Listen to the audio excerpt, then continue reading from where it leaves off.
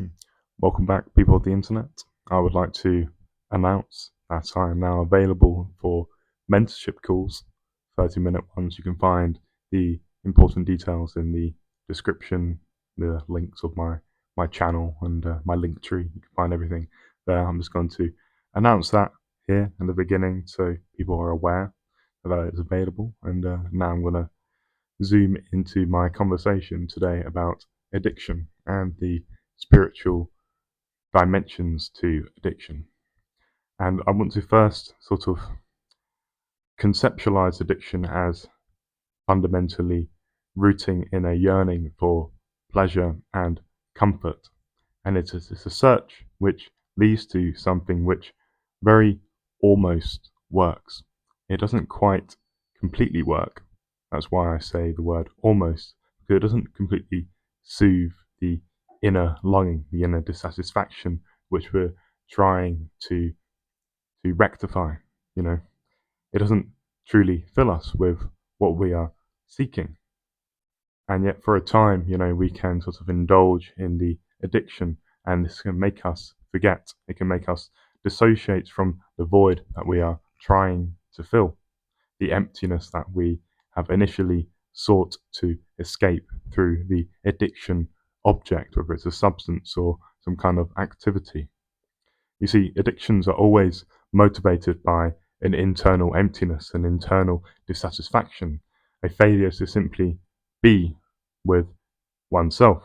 And this emptiness drives one to search for something, and in that search, you become attached to the addiction object. And this object, it seems to provide relief. It takes the edge off of the pain, the anxiety, the worries, and the problems that often are conjured by the mind, by the ego.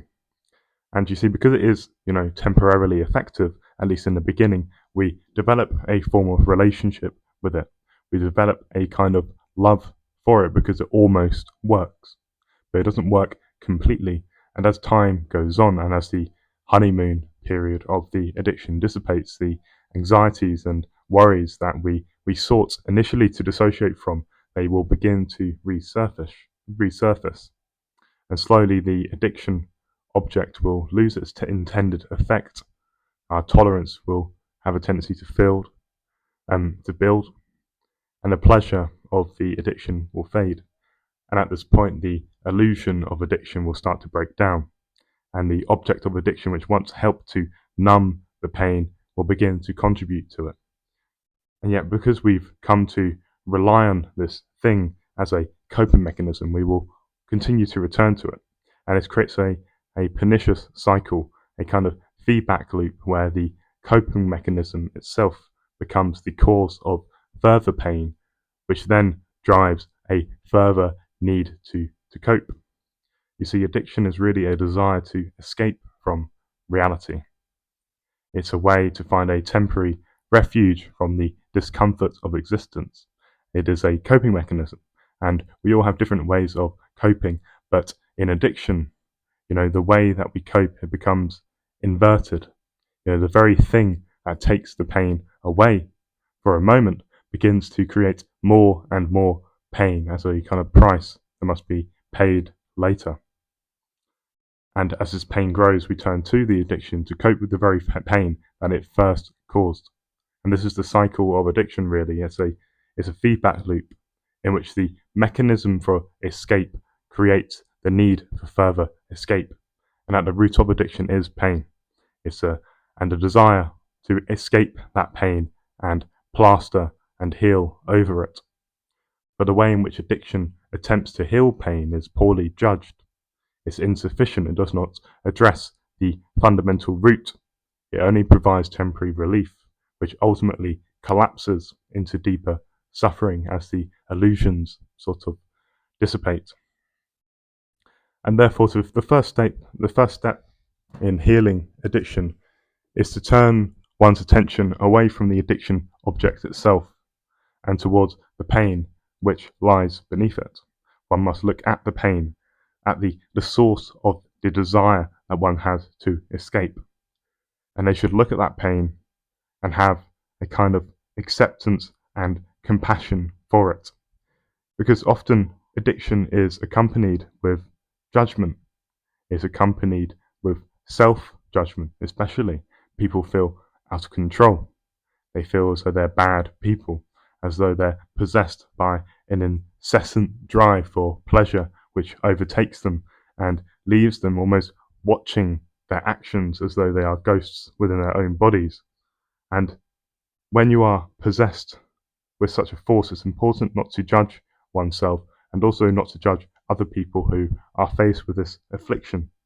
The first step to healing is acceptance. Acceptance is key, and to accept where you are, to accept your situation. It does not mean refusing to change. Acceptance is really the foundation of change, and this is where a strange paradox to healing becomes apparent, because the moment we accept ourselves unconditionally as we are is also the moment in which change begins to happen.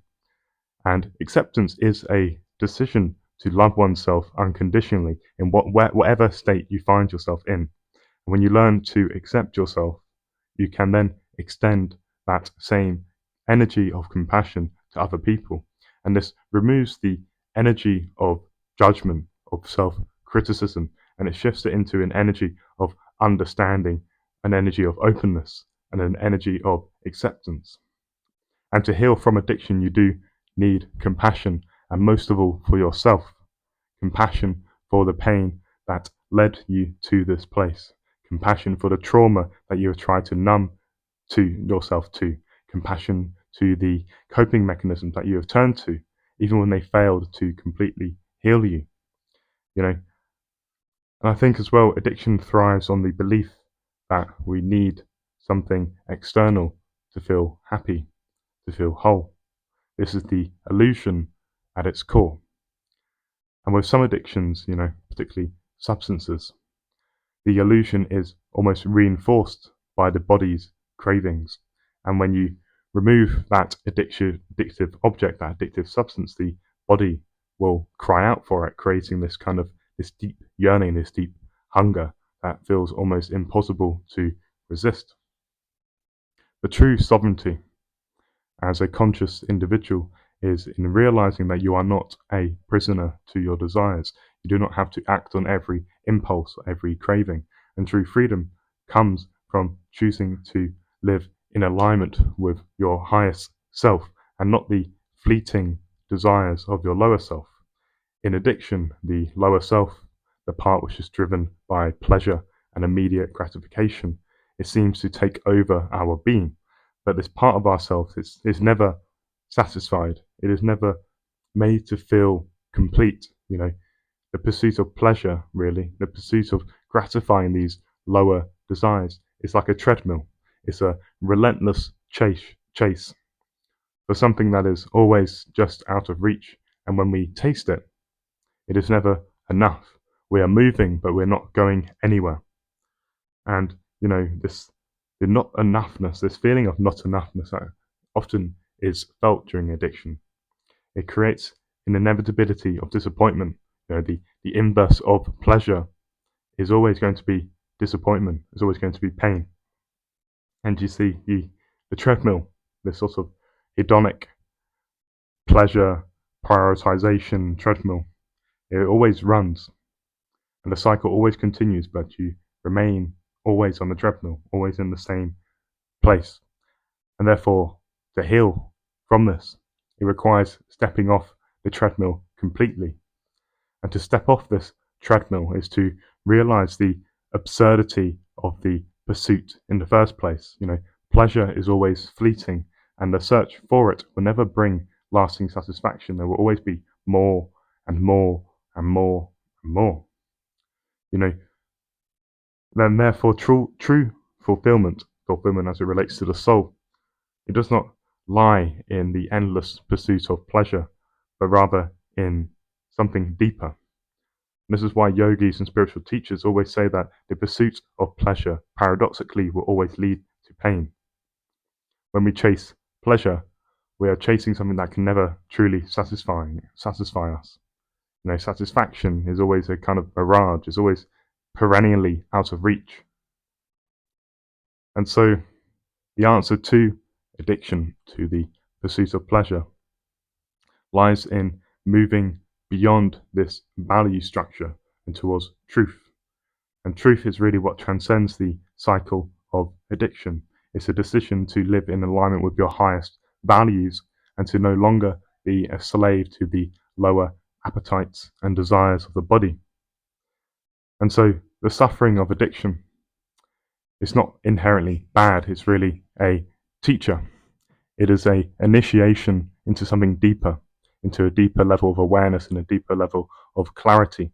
Addiction shows us the ways in which we are misaligned with ourselves, and it gives us an opportunity to confront the pain that we have been avoiding. And to heal from addiction is to face this pain with courage and compassion. And it is to recognize the trauma that we have tried to numb and to therefore choose a different path. And this journey is not an easy one, but it is always a possible one for anyone who is afflicted with the disease of addiction. And the first step is always to recognize the illusions that are spun by addiction, the belief that something external is necessary in order to feel internally whole. This is not true. You have everything you need within you.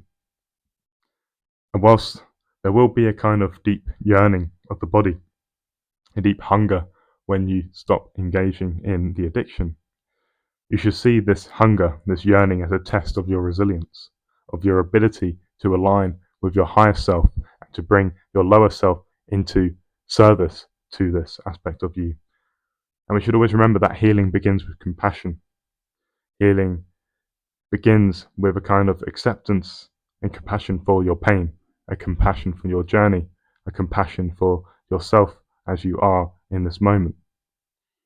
And when you step off this treadmill of pleasure, when you stop chasing the mirage of something more and more exciting and pleasurable, you will find yourself moving towards something deeper, towards the values of truth, of purpose, and wholeness. And so addiction is not something that should be viewed purely as a negative thing, but rather as something that is initiating. It initiates you into deeper truth. It initiates you through suffering into deeper awareness. It allows you to alchemize pain into growth and emptiness into authentic fulfillment. And I'll leave that at that.